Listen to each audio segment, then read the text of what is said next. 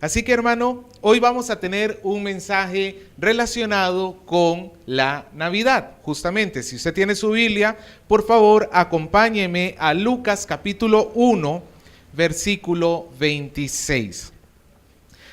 Este mensaje yo lo he titulado La noticia más increíble de todas. La noticia más increíble de todas. Lucas capítulo 1, versículos 26 al 38. Antes vamos a orar, ¿sí? Señor, con humildad queremos darle las gracias, porque si podemos estar reunidos aquí en este lugar, es por usted, Señor. Usted que llama a todos los hombres en todo lugar que se arrepientan, que tomen y se hagan de la salvación que solamente el Señor puede dar, para que el Señor limpie sus vidas, las renueve y les dé un nuevo propósito. Hoy estamos aquí, Señor, por su llamado. No queremos endurecer nuestros corazones, no queremos ser necios, sino con humildad reconocer que usted es todo en la vida. Queremos entregarle este tiempo. Háblenos, Padre. Se lo rogamos y suplicamos en el nombre de Jesús. Amén. La noticia más increíble de todas. Lucas capítulo 1, versículo del 26 al 38. Para los que no tienen Biblia, lo coloco en la pantalla. Dice así: Al sexto mes, el ángel Gabriel fue enviado por Dios a una ciudad de Galilea llamada Nazaret, a una virgen desposada con un varón que se llamaba José, de la casa de David. Y el nombre de la virgen era María. Y entrando el ángel donde estaba ella, dijo: Salve, muy favorecida, el Señor es contigo, bendita tú entre las mujeres. Mas ella, cuando le vio, se turbó por sus palabras y pensaba qué salutación sería esta. Entonces el ángel le dijo: María, no temas, porque has hallado gracia delante de Dios. Y ahora concebirás en tu vientre y darás a luz un hijo y llamarás su nombre Jesús. Este será grande y será llamado Hijo del Altísimo, y el Señor Dios le dará el trono de David su padre, y reinará sobre la casa de Jacob para siempre, y su reino no tendrá fin. Entonces María dijo al ángel: ¿Cómo será esto? Pues yo no conozco varón. Respondió el ángel y le dijo: El Espíritu Santo vendrá sobre ti, y el poder del Altísimo te cubrirá con su sombra. Por lo cual también el santo ser que nacerá será llamado Hijo de Dios. He aquí, tu pariente Elizabeth, ella también ha concebido hijo en su vejez. Este es el sexto mes para ella, la que llamaban estéril, porque no hay nada imposible para Dios. Entonces María dijo: He aquí la sierva del Señor, hágase conmigo conforme a tu palabra. Y el ángel se fue de su presencia. Hermano, ¿qué es Navidad? Ok, es una celebración. Para muchas personas Navidad viene siendo pues la época donde llegan los regalos, ¿no es cierto? ¿Cuántos niños estarán esperando que hoy, ya sea de noche o bueno, medianoche para los que lo abren a medianoche? ¿Cuántos niños no están ahí quemando ganas y deseando adelantar el reloj si se pudiera, ¿no es cierto? ¿Cuánto lo hacíamos cuando éramos niños? ¿No es cierto? Era la ilusión. Pero Navidad es más que eso. Algunos piensan que Navidad al fin son las vacaciones. Al fin llegó el descanso, llegó el salir del colegio, en los últimos días en el trabajo también baja muchas veces. Es tiempo de vacacionar, semana larga, un fin de semana largo. Otros por ahí piensan que Navidad, bueno, hay que rescatar las tradiciones y pues tenemos la gran historia de esta joven pareja que pasó por muchas penurias, mucho sufrimiento caminando donde poder tener a su pobre hijito, hasta que alguien les abrió la puerta, aunque sea de un pesebre. Y es una bonita historia, pero la Navidad es más que esto. La Navidad se trata de Jesús. Jesús es la Navidad, Jesús, su encarnación. Jesús es justamente en este episodio que acabamos de leer, donde comienza la historia de la Navidad, cuando el ángel anuncia que el Hijo de Dios tomaría forma de hombre para llegar a este mundo. Y el ángel dijo un montón de cosas sobre Jesús que cualquiera de nosotros nos quedaríamos pensando diciendo, pero ¿será cierto? Todo lo que el ángel dijo, quiero que se ponga por un momento en los zapatos de María. Usted un día bien tranquilo en su casa, sin mucho que hacer, quizás ordenando algunas cosas, y de repente en ese momento un ángel, no hermano, no se imagine como los ángeles de Precious Moments, que son así todos lindos, y estamos hablando de un ser lleno de luz, estamos hablando de un ser santo, estamos hablando de un ser angelical, un ser espiritual, algo que nuestros ojos nunca han visto. Y en ese momento el ángel se le presenta a María y le comienza a saludar. ¿Cuál es la reacción de María? Se turbó, se asustó. Y es que esa es la reacción que tienen los hombres en la Biblia. Se muestra cuando un ángel se les presenta o cuando se presentan delante del mismo Dios. ¿Sabe por qué se turbó el corazón? Porque nosotros los seres humanos somos pecadores. Y estar delante de un ser de luz, delante de un ser santo, provoca temor en el corazón. Y si bien es cierto, podemos decir que María era una mujer virtuosa que había guardado, por ejemplo, su virginidad hasta ese momento, pero no olvidemos que a final de cuentas era un ser humano como cualquiera de nosotros. Ella misma luego diría que engrandecería a Dios su Salvador. Si necesitaba un Salvador, es porque ella misma se reconoció como pecadora. Aunque no nos guste de repente aceptarlo, decirlo, pero a final de cuentas fueron las mismas palabras de María. Ella se turbó. Y yo me imagino a María escuchando todo lo que el ángel le tenía que decir. Y quizás pienso que María se pudo haber hecho estas dos preguntas en su cabeza. En primer lugar, ¿quién es Jesús? ¿Cómo este ángel me está describiendo a Jesús? ¿Qué características tiene Jesús? Y en segundo lugar, ¿cómo puedo saber que es lo que se dijo que sería? Eso suena medio enredado, ¿no? ¿Qué pruebas hay, ángel? ¿Qué me puedes demostrar tú para yo estar seguro que lo que tú me estás diciendo es verdad?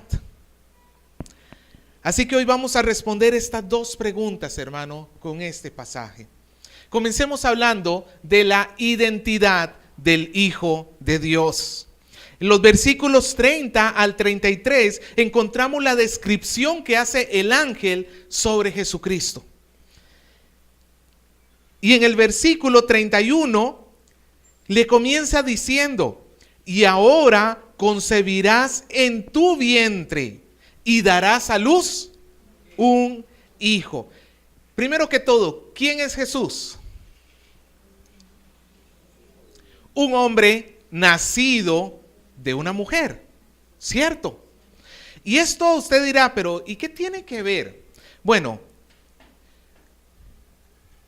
el nacimiento de dioses en la tierra no es extraño, o no, la historia de Jesús no es la única historia sobre dioses naciendo en la tierra. Tenemos, por ejemplo, los dioses de la mitología griega, de la mitología romana, que muchas veces no nacían en sí mismo, a veces, los semidioses sí nacían, pero los dioses simplemente aparecían en la tierra. No tenían un nacimiento. Es como también la historia que nosotros tenemos en el Perú, Cuando se nos dice que el dios Inti hizo salir del lago Titicaca, ¿a quiénes? A Manco Cápac y a Mama Oclio. Espero haberlo dicho bien. Recuerde que yo no soy peruano. Ellos simplemente aparecieron. No son linaje de nadie. Entraron a escena, en un segundo no estaban y al segundo siguiente ahí estaban. Jesús no sería así. Porque Jesús venía a representar a los seres humanos. Jesús venía a tomar el lugar que todos nosotros merecíamos. Y era la cruz del Calvario. Hoy alguien escribía en Facebook y decía, Jesús vino a vivir la vida que yo debía vivir y vino a morir la muerte que yo debía morir.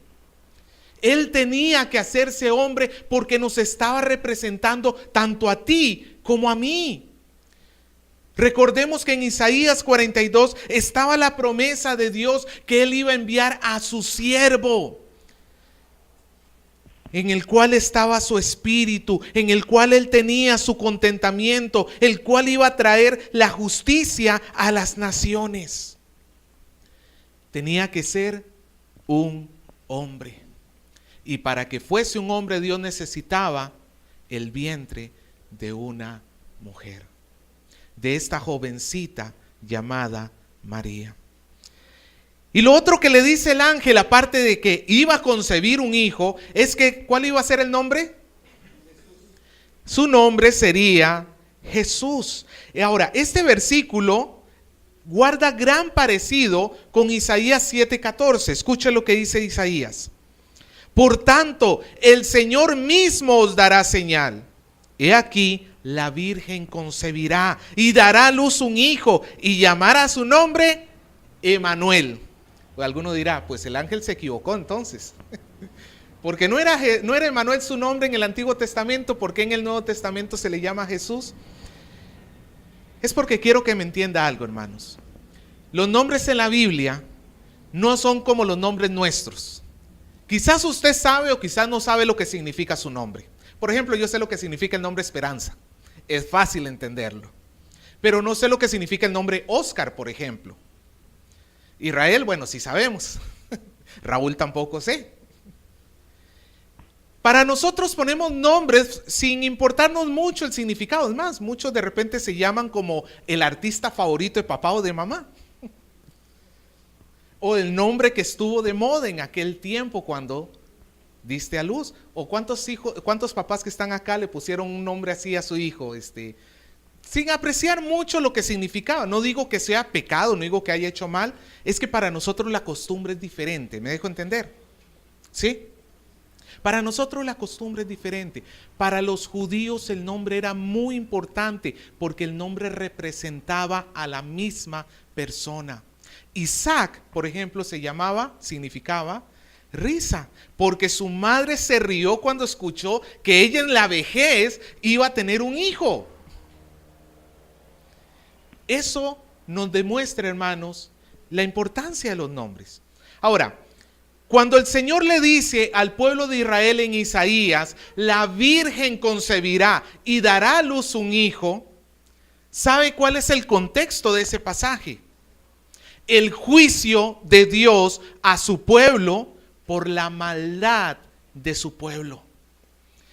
Todo lo contrario a lo que nos imaginamos nosotros, ¿no es cierto? Porque usualmente Navidad nos lo imaginamos tiempos de alegría, tiempos de gozo, tiempos de paz, tiempos de júbilo. En realidad, hermanos, el nombre Emanuel está muy ligado a la ira de Dios descargándose sobre el pueblo pecador.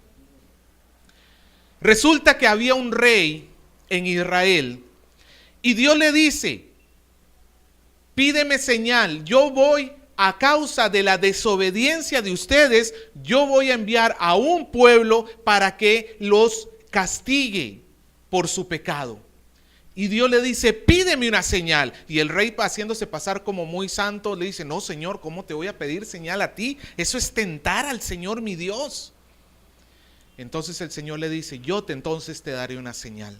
La Virgen concebirá y dará a luz un hijo.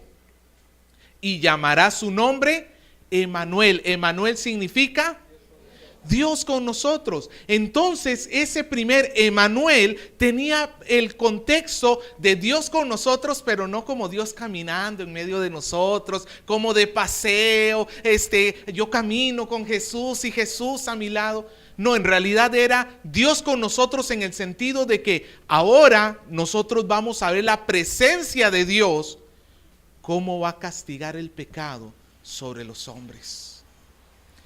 Y esto nos recuerda algo, hermano. Dios es un juez justo. Los pecados que los hombres cometen, todos son vistos por Él. Pero al mismo tiempo, Emanuel no solamente estaba ligado al juicio de Dios, sino que también venía a continuación una palabra de una promesa del Señor de que Él no desecharía completamente a su pueblo. Cierto que Él tenía que castigar a su pueblo por su pecado, pero no lo iba a desechar, no lo iba a destruir. Iba a cuidarlo de tal manera que cuando fuese el tiempo lo iba a restaurar. Entonces, Emanuel también está ligado con la palabra misericordia, con la palabra amor, con la palabra protección a pesar de nuestro pecado. Por eso es que Emanuel y Jesús son palabras muy propias tanto de Dios como de nuestro Señor. ¿Sabe lo que significa Jesús? Dios es salvación o Él es el Salvador. Eso es lo que significa Jesús. Y no estamos hablando, hermanos, de simplemente ser salvo. De repente el peligro que te están asaltando y tú dices, Señor, ayúdame. Y va a venir Jesús como si fuera Batman y va a derrotar a los malos. No se trata, hermanos, de una salvación así, o de repente de una salvación de que este gobierno estamos en tiempos de crisis, necesitamos un Salvador que nos traiga la estabilidad política y nos lleve a mejores tiempos. Estamos hablando de una salvación que era imposible para los hombres. Estamos hablando de una salvación que no estábamos nosotros tan siquiera capaces de hacerlo. Tendrás un hijo y le llamarás Jesús. A José, el padrastro de Jesús, el mismo ángel le diría más adelante, porque él salvará a su pueblo de sus pecados. ¿Por qué el Señor nos tiene que salvar? Escuche, Él salvará a su pueblo de sus pecados. ¿Por qué el Señor nos tiene que salvar? ¿Cuál es la causa que ha hecho que se presente en el mundo el Hijo de Dios? El pecado de los hombres, el pecado nuestro, nuestras propias maldades, nuestras propias rebeliones contra Dios. Quizás usted diga, no, pero yo no le hago mal a nadie, yo nunca he robado, nunca he hecho esto. Hermano, con solamente medirnos contra los 10 mandamientos basta. Es más, ni contra los 10, voy a mencionarle 3 nomás. No mentirás. ¿Cuántos hemos mentido?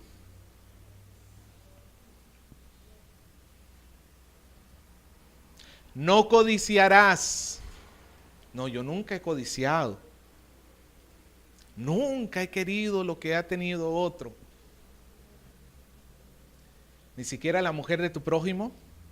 ¿No has tenido un mal pensamiento hacia un hombre o hacia una mujer que no te pertenecía? No te pido que me respondas porque de repente está tu mujer al costado y te metes en problemas. Pero contéstatelo en el corazón. No matarás. Ahí sí no, pastor. Yo gracias a Dios limpio. Cuando Jesús dijo que aquel que guarde enojo contra su hermano ya es culpable de haber pecado contra este mandamiento de no matar. ¿Por qué razón?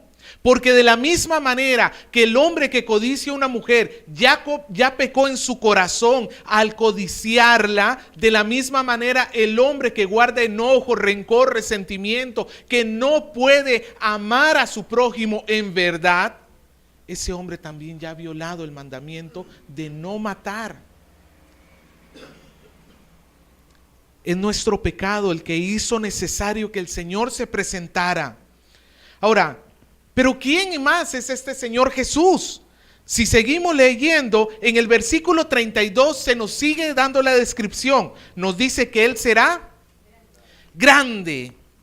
Sí, porque Jesús medía 2,5 metros. ¿Por qué sería grande? ¿Cuándo decimos que una persona es grande? Cuando puede hacer lo que otros no pueden. Cuando un hijo se da cuenta que su papá es grande.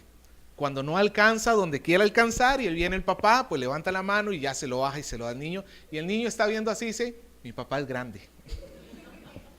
¿Cuándo un futbolista es grande?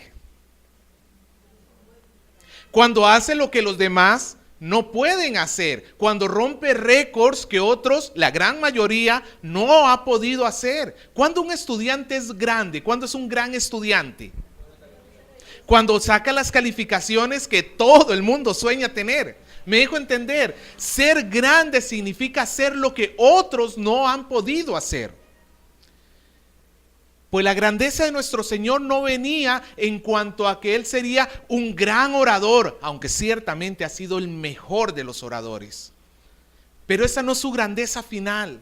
Su grandeza final tampoco sería que Él iba a ser un gran sanador. Nadie sanaría como Él, que simplemente le dice al muerto, Lázaro, ven fuera, y Lázaro se pone de pie. Es cierto, nadie nunca en la historia ha podido hacer lo que Él ha hecho, pero ese no es su grandeza final. Él vino a hacer lo que para nosotros es imposible hacer. Él vino para salvarnos a nosotros. Él vino para salvarnos. Y Él lo iba a hacer a través de una cruz. Hermano, nosotros nos imaginamos la salvación a través de armas, a través de vencer al oponente, a través de la victoria. Pues el Señor tuvo su victoria a través de lo que nosotros consideraríamos una derrota. En mano de los gentiles, de los romanos, acusado falsamente por los judíos, llevado a la cruz, crucificado, atravesado con una lanza, muerto, enterrado. Sus discípulos en ese momento se habían dispersado, se habían alejado, habían pensado, ya mataron a nuestro maestro, perdimos. No, hermano, no se estaba perdiendo, porque el Señor con su muerte estaba ganando lo que nosotros no podíamos conseguir, porque nosotros merecíamos la ira de Dios y el Señor la recibió en lugar nuestra. Él tenía que morir porque el pecador tenía que ser castigado por su pecado, y para que tú no lo fueras, Él lo recibió. Y eso se hace más grande todavía cuando nos damos cuenta que después de decir que Él es grande, se nos dice que Él es el Hijo del Altísimo. ¿Ya ve que Jesús sí era alto? El Hijo del Altísimo. No tiene que ver tampoco con la estatura. El título Altísimo tiene que ver con la soberanía, con la majestad de un ser, de una persona. Por ejemplo, aquí en la tierra hay personas que se les ha llamado altísimos, pero no es a cualquier persona. ¿Sabe a quiénes se les llamaba altísimos? A grandes reyes. No era cualquier hijo de por ahí, hijo del carpintero, no, eso no se les llamaba altísimos, porque tiene que ver con dignidad, tiene que ver con poder. Pero es que Jesucristo es el Hijo, no de algún hombre. Es el Hijo de Dios. Y sigue diciendo el ángel, El Señor le dará el trono ¿de quién? De David su padre en el sentido de que él era descendiente de David, porque David había muerto 700 años o más, como 1000 años antes. Pero el punto está acá, que el Señor le había hecho una promesa a David 1000 años antes que naciera Jesús. David era y fue el más grande de los reyes de Israel. Él hizo lo que nadie más hizo. Él llevó a Israel a una gloria sin igual. Hasta el día de hoy David es considerado entre los 4 reyes más grandes que tiene la humanidad. Pero eso no era lo importante para Dios, no era importante a final de cuentas. Dios no se deslumbra por esos actos. El Señor lo que había visto es que David era un hombre que se había humillado delante de él, que sabía someterse a él, y aun cuando pecaba, porque David pecó y pecó feo. Pero ¿sabe lo que hacía David cuando había pecado? No se rebeló contra Dios, no dijo ya dejo la iglesia, dejo al Señor, dejo todo tirado, no. David vino y se postró ante los pies del Señor para reconocer que solamente Él lo podía perdonar. Y un día David se le ocurre hacer un templo, una casa, porque hasta el momento la iglesia, llamémoslo así, de Jerusalén, de Israel, su iglesia había sido una tienda de campaña. Y David se le ocurre la idea, ¿cómo es posible que yo viva en un palacio y mi Dios está viviendo en una tienda de campaña? No, dice, hay que hacerle una casa al Señor. Y levanta su oración a Dios. ¿Sabes qué, Señor? Yo quiero hacerte una casa. Esa es mi versión Adrián habla hoy. ¿Y sabes lo que le dice Dios? Tú no me vas a hacer una casa. Tú has derramado mucha sangre, no me vas a hacer una casa, pero un hijo tuyo me va a hacer casa. Hablando de Salomón.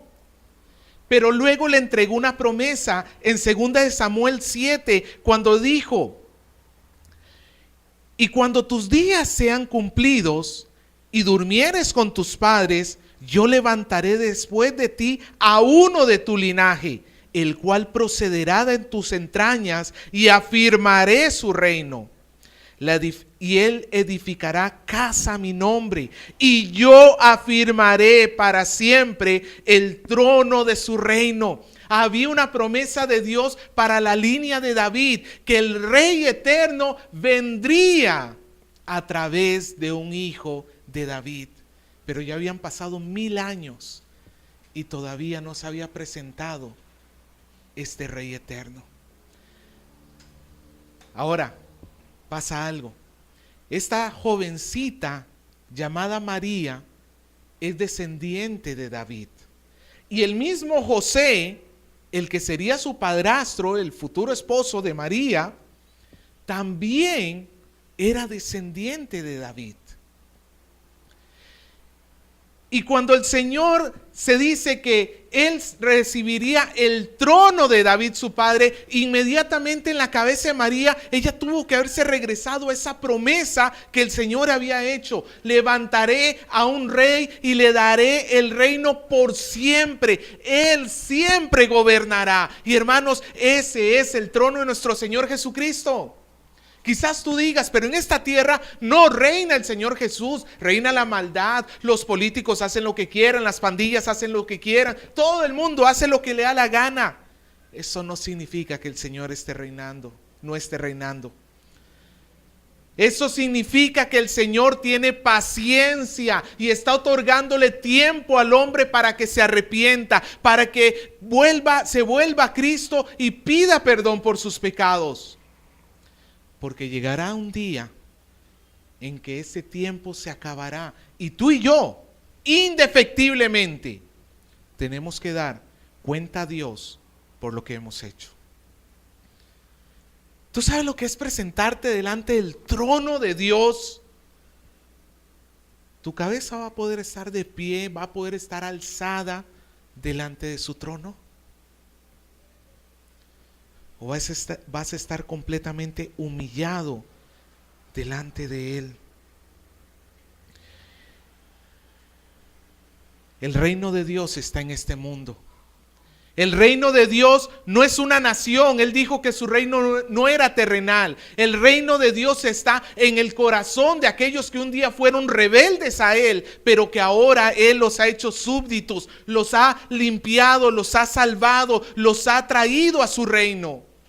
Y tú puedes ser uno de ellos. Ese es el propósito de la Navidad, que tú vengas al reino de Dios, que tú conozcas al Señor y vivas en el Señor. Y esto es significativo porque el Rey del universo se hizo hombre para morir en una cruz. Quiero que te imagines por un momento el Rey eterno del universo, el Hijo de Dios, haciéndose hombre, no en la cosmopolita Jerusalén, sino en Belén, no en el vientre de alguna princesa de Israel, sino en el vientre de una desconocida y humilde jovencita de un pueblo llamado Nazaret, del cual los judíos decían: de Nazaret no sale nada bueno. Al contrario, lo único bueno que hay en este mundo salió de Nazaret. Él vino no para sentarse en un trono, en un castillo. Él vino no para llevar atuendos reales, no para portar una corona de oro sobre su cabeza, no vino para recibir reverencia de sus súbditos. Él vino para subirse en una cruz, hacerlo en completa desnudez, coronado con una corona de espinas que atravesaban su piel y recibiendo burlas de la gente. Él vino y soportó todo aquello porque era la única forma de salvarnos. Ahora la pregunta es: ¿y qué señal nos das, ángel, para saber que esto es verdad? Porque el que promete mucho tiene que demostrarlo, ¿no es cierto? Hay un dicho que dice: show me the money, ¿no? Muéstrame el dinero. Si me dices que puedes hacer tantas cosas, a ver, muéstrame con qué dinero lo vas a hacer. Porque claro, llega el jovencito, le dice a la jovencita: ¿sabe qué? Casémonos, estoy enamorado de ti, yo te voy a hacer la mujer más feliz del mundo. Va la jovencita feliz donde su mamá: mamá, me ha pedido un matrimonio. ¿Cuál es la primera pregunta que le hace la mamá? ¿Con qué te va a sostener? En otras palabras, que demuestre que puede cumplir sus promesas. María le dijo: Señor, ángel. Versículo 34. ¿Cómo será esto? Porque yo no conozco varón. ¿Qué era lo que estaba diciendo María? María había entendido muy bien el mensaje y ella iba a tener un hijo. Pero la lógica que tiene María es la lógica que cualquiera de nosotros tiene. Para que haya un hijo, ¿qué tiene que haber antes? Tiene que haber una concepción. Tiene que haber un hombre y una mujer de por medio. Ahora hay un problema. Esta muchachita es virgen. ¿Será que tengo que casarme primero con José? Porque no creo que Dios me esté mandando a tener relaciones fuera del matrimonio. Quizás eso pudo haber sido lo que pasó por la cabeza de María. Pero aquí llegamos a nuestro segundo punto: la confirmación de la identidad del Hijo de Dios. Versículo 35, el Señor le ofreció dos señales a María. La primera señal fue un milagro increíble, un milagro imposible. Versículo 35, el Espíritu Santo vendrá sobre ti y el poder del Altísimo te cubrirá con su sombra, por lo cual también el santo ser que nacerá será llamado Hijo de Dios. María no es un hombre, no es un acto humano de donde va a venir este niño. Este niño va a venir ¿de dónde? De Dios. Dios va a hacer un milagro excepcional, único e irrepetible en tu vientre. Y lo va a hacer a través del poder del Espíritu Santo. Ahora, cuando se dice que se que lo cubrirá con su sombra, que el Espíritu Santo vendrá sobre ti. ¿Le recuerda algún pasaje en especial de la Biblia? ¿A cuál? Ok. ¿A cuál otro? Ya, Isaías tiene 66 capítulos. ¿Algo más específico? Salmo 150. ¿Sabe, hermano? Cuando el tabernáculo, la iglesia que tenía el pueblo de Israel, fue terminado de armar, era el lugar donde Dios iba a estar, a pesar de que en realidad, hermanos, eso no le servía a Dios como casa, porque como él mismo dijo, el universo entero no contiene a Dios. Pero bueno, era la representación del gobierno de Dios en la tierra. ¿Sabe lo que usó Dios para mostrar que Él estaba en ese lugar? Mandó una nube que llenó, cubrió completamente, una nube que se le llama Shekinah, una nube gloriosa, no es una nube como la que vemos en los cielos, es una nube completamente diferente, una nube que demuestra que el Señor está en ese lugar. Cuando el pueblo veía la nube, podía decir, Dios habita en esa casa. Pues en este momento, por decirlo así, María se estaba convirtiendo en ese tabernáculo donde la presencia de Dios estaba allí adentro, esperando los 9 meses para nacer. Pero aún hay otra figura. Se nos dice en Génesis capítulo 1 versículo 2 que la tierra estaba desordenada y vacía y las tinieblas estaban sobre la faz del abismo y el Espíritu de Dios se movía sobre la faz de las aguas. ¿Qué estaba haciendo el Espíritu de Dios en la creación? Creando. El poder creador de Dios siempre también está ligado al Espíritu de Dios. Por eso es que el poder, la concepción no iba a ser por algún hombre, porque el nacimiento, la creación de ese ser venía por parte de Dios. Esta concepción era sobrenatural. Esta concepción era la evidencia que lo que el ángel dijo era verdad. Porque, hermano, ¿cuántas posibilidades hay de que una virgen salga embarazada? Quizás usted diga, ahora con la tecnología que tenemos. No, pero es que estamos hablando que es una virgen que nadie tocó. Porque por lo menos para que una virgen quedara embarazada el día de hoy se necesita algunos tipos de procedimientos médicos. Pero es una virgen que nadie tocó. Y hermano, esto es para que no pongamos la mirada en sí mismo en la virgen, sino en el hecho que conlleva que una mujer virgen haya dado a luz un hijo. Es algo imposible.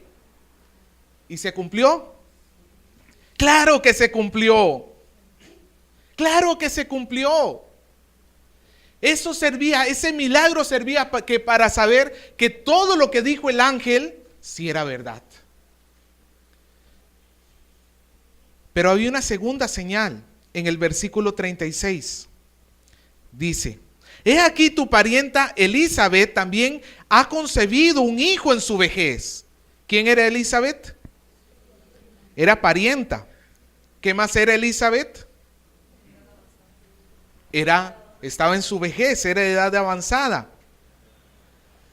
O como diríamos de repente una forma un poquito más ceremoniosa, era un adulto en su etapa de madurez, no. ¿Cómo es que le dicen? Un adulto mayor, exactamente. Pero no solamente era un adulto mayor, siga leyendo, dice, este es el 6º mes para ella, la que llamaban. 2 cosas en contra tenía esta mujer. Por un lado, era mayor, anciana. A veces no nos gusta ese término. Era mayor, ya estaba viejita. Sabemos obviamente que la edad reproductiva de una mujer no es desde que nace hasta que muere. Sabemos que hay un periodo que va más o menos entre los En realidad, niñas han quedado embarazadas a los 9 años, que no debería ser, pero eso demuestra que se puede llegar a tener hijos a esa edad. Y más o menos como hasta los 50, 55 años, quizás alguna que se haya alargado, puede llegar, aunque ya es muy poco probable que llegue a tener hijos a esa edad. Pues tenemos una mujer que ya está más bien llegando al minuto 90, ¿no es cierto? Hacia el final del partido. Y tras de eso, nunca ha tenido un hijo. Es estéril. 2 cosas en contra. Nunca un hijo y ya está anciana. Ahora, el punto está, hermanos, que la identidad del hijo sería confirmada por el milagro de la Virgen, ¿cierto? Como la Virgen dio a luz, significa que lo que se dijo de Jesús era cierto. Pero ahora, este milagro de la Virgen, para que María recibiera confianza y dijera, de verdad Dios va a orar, el Señor le está mostrando un milagro que Él ya hizo, que es justamente con una parienta de ella. No es extraño que fuera su parienta porque María la conocía bien e iba a ir a saludarla luego. Y ese milagro de Elizabeth le iba a dar la seguridad a María que lo que el ángel le había dicho era verdad. Ahora, la concepción en ancianos no es un milagro extraño a la Biblia. Hubo otra ancianita que dio a luz en la Biblia. ¿Cuál fue? Lo mencionamos hace un rato. Abraham de 99 años, Sara de 80 y tantos años, estéril también. ¿Y qué hizo el Señor? Entonces, note que el milagro del viejito, perdone la expresión, de la viejita estéril dando a luz, no es un milagro único. Es un milagro que en la Biblia se narra 2 veces. Las 2 veces respecto a la promesa de Dios, porque el hijo de Abraham era del cual el Señor iba a hacer la línea de su pueblo, del pueblo santo de Dios, el que iba a recibir la ley y por el cual iba a venir el Señor Jesucristo, que es la bendición a todas las naciones. Y ahora tenemos este otro milagro que es en el vientre de Elizabeth. Entonces, la lógica es, si Dios en la antigüedad hizo este milagro, y ahora lo ha vuelto a hacer, si Dios es capaz de hacer estos 2 milagros tan fácil como hace cualquier otra cosa, ¿le será imposible hacer que una virgen esté embarazada? ¿Será eso imposible para el Señor? Así termina diciendo el versículo 37. No hay nada imposible para Dios. ¿Sabe cuál era la mayor imposibilidad de todas? No era que una virgen quedara embarazada, fuera que un Dios justo perdonara a los pecadores. Eso era imposible. Porque ¿cómo hace Dios para perdonar o perdonarme, para ponerme como ejemplo? Habiendo yo hecho tantas cosas malas en mi vida, ¿cómo hace Dios para perdonarme sin llegar a ser injusto? ¿Sabe cómo? Depositando en Jesús el castigo que yo me merecía. Hermano, quiero que me entienda esto. El Señor Jesús, las profecías que fueron dadas sobre Él y estos milagros extraordinarios de una viejita embarazada y una virgen dando a luz, era para que nosotros creyéramos, entendiéramos que todo lo que estaba haciendo el Señor, lo estaba haciendo en serio, era real, porque tú y yo necesitamos la salvación. ¿Sabe lo que termina diciendo María al final de todo esto? He aquí la esclava del Señor, hágase conmigo conforme a tu palabra. Eso era lo que el Señor esperaba. El Señor no esperaba que María entendiera todo lo que estaba sucediendo. Estoy seguro que a María en esa noche en su cabeza le deben haber saltado por lo menos unas 1000 preguntas, que ella no lograba entender por qué. Pero lo importante era que María estaba diciendo, Señor, aunque yo no entienda cómo tú lo vas a hacer, pero sé que lo vas a hacer.